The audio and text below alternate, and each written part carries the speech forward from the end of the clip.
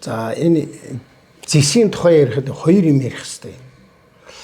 Эхнийх нь хоёр төрлийн хулгай байгаа юм зэс дээр. Эхнийх нь бол зэсийн баяжмал зарж байгаа шүү дээ. Монгол улс чинь ингээд Эрдэнэтийнхээ зэсийг ингээд нөгөө баяжуулаад 500 орчим мянган тонн зэс болно. Зэсийн хөдөр болно. Баяжуулсан. Баяжмал зарна гэдэг шүү дээ. Тэрийг зарж байгаа. Тийшээ зарж байгаа. Тэрнийг баяжмлаар нь зарчхаар гадаадынхан аваачаад тэрний чинь яг цэвэр зэс болгоно.